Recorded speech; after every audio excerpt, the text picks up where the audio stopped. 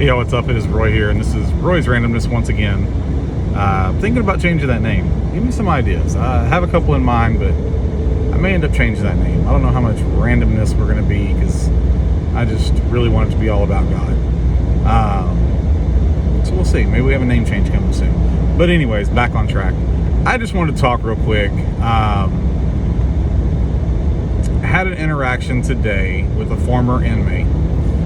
Somebody that when he was in the jail, I dealt with quite frequently. Somebody who I've had very negative interactions with as far as him being combative and things like that.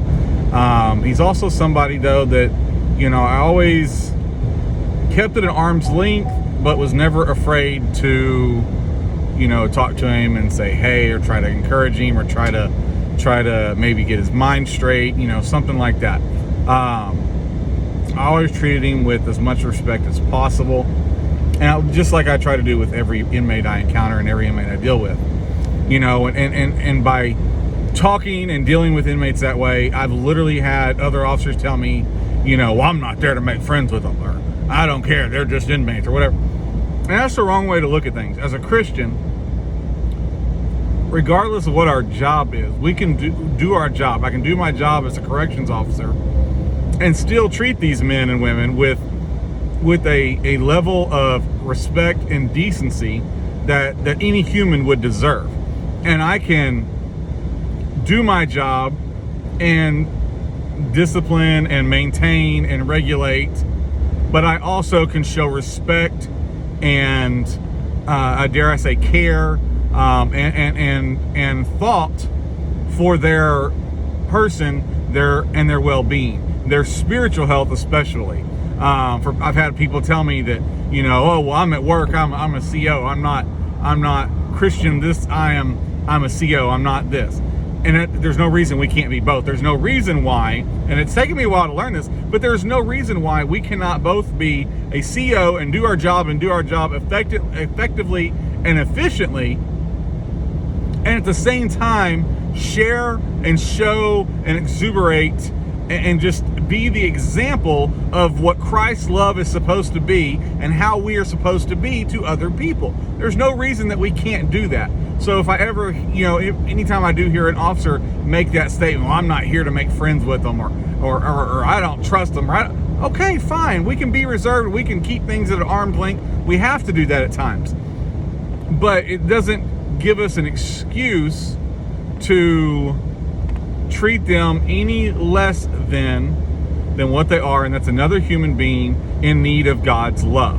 And that is something I have really attempted to focus on and have prayed about, and have God has really touched my heart about these men and how I interact with them and what I can show them. But I had this interaction with this inmate today, and mind you, now, like I said, I've had negative interactions in the past as well as positive. And I saw him, and when he saw me, he literally threw his arms up and was like, hey! And I was like, hey, what's up, man? How are you? And he was like, I'm doing good. And I looked at him, I said, you look good. And he looked at him, so he literally stopped, he looked at himself, he said, do I? I said, you look like you're staying off of drugs and you're staying out of trouble, are you? He's like, oh yeah, definitely. And he tells me, he said, I got in this program here where I'm working. He said, and I've got this job, and they got me a hotel room for 3 months. He said, and I've been doing that, and because I've been doing so good on it, he said, they renewed me. He said, so I've got 3 more months to save money and keep working and to get my own place and to keep going forward. And I looked at him, and I told him, I said, man, I'm proud of you. I am proud to see him looking healthy. I was happy to see him in a sound state of mind. He wasn't on drugs. You can tell he was sober. He's gained weight. He's off the drugs. He's working. He's contributing. And I told him I was proud of him, and he smiled. His smile went ear to ear. And he said, thank you so much for saying that. I said, well, I needed to say, I said, because I am proud of you. I'm glad to see you doing good. And I went on and asked him, I said, you know what you need to do next? He said, what's that? I said, you need to find God. I said, you need to go to church. He was like, yeah. I said, is that something you'd be interested in? He kind of, I said, if I invited you to church, would you go? And he said, yeah, absolutely. I said, okay, then I'm inviting you right now. I'm inviting you to church. He goes, and he stopped. You can see his kind of disappointed look come over his face. And he looked at me and he said, but I would have to have a ride. And I said, I got you. And he looked at me and he goes, you would do that? I said, yeah. I said, if it means you come into church, I can give you a ride, or I will find you a ride and get you to church. And it just made his day. And he literally looked at me and he said, then absolutely I will go. And I was so overjoyed by that. His excitement, one, his surprise that somebody would do that for him. But two, to see that excitement in his eyes that somebody took the time to invite him somewhere, just a church. To me, like, I invited him to church and he was excited about it. And he was happy to know that somebody cared enough that would be willing to give him a ride. And so it really touched me. It really showed me how oftentimes we don't take 5 seconds to say hey to somebody. We don't take 5 seconds to go, hey, would you come to church with me if I invited you? No, let's not just invite people to church. Hey, come to church. Ask them, say, would you come if I invited you? And then when they do, say, then I'm inviting you. Just do it. That's the first time I've done that today, and it really worked. And he was like, yeah, absolutely, I would go. And I said, okay. And I got his number, and I'm going to reach out to him, and I'm going to take this man to church. And you know, I feel like I did my part. I did what God wanted me to do, and that was to put that invite out there, share some love with him, put that invite out there, and say, hey, come to church with me. And God will take it from there. If he comes to church with me, who's to say God can't get a hold of his life? God can't touch his heart, change his entire life. And then look at what he's come from, and look at what he can become. And those people that would say, oh, well, I'm not here to make friends, or I don't trust them enough to have them at my church, or I'm not going to talk to them in the streets. Why not? Jesus came to save sinners, not the righteous. Jesus came to call us, the lost, the people who nailed him to the cross. He came to call us to salvation, not the righteous. So who am I to be any better than somebody else who made a mistake, or perhaps had a hard upbringing and didn't know any better than what they did, and they did it and they learned from it, and they're trying to better themselves and better their life? Who am I? I'm nobody. I am no better than that person. I am no better than that guy I talked to today.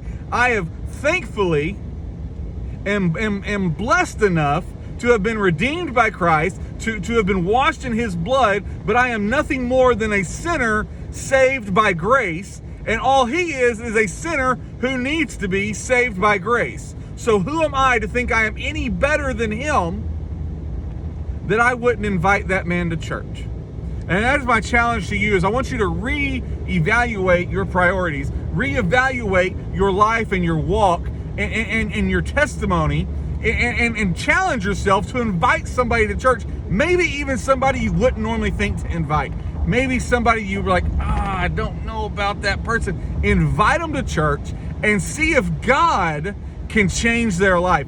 Give him the opportunity to change their life by doing what he told us to do, and that's inviting somebody to church, bringing them to church, showing them the love of Christ, and let God do the work from there.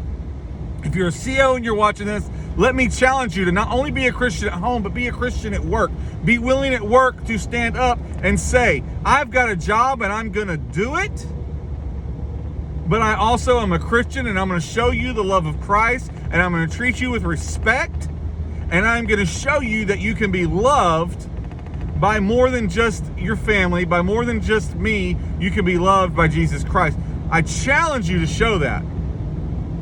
And if you're not a CO, you're not an MA, and you're just a Christian that's out there, evaluate what you're doing, evaluate your walk, evaluate when's the last time, think about when's the last time you've invited somebody to church. And I challenge you to go invite somebody to church, even if it means picking them up on a Sunday morning. Do that. Go pick them up, take them to church, and let God work in their life. I love you all. I thank you for listening to this. I hope it does something, because I know God is working with me, working in my life, and has convicted me on this today. And I just wanted to put it out there and share it with y'all. I love you all. See you soon.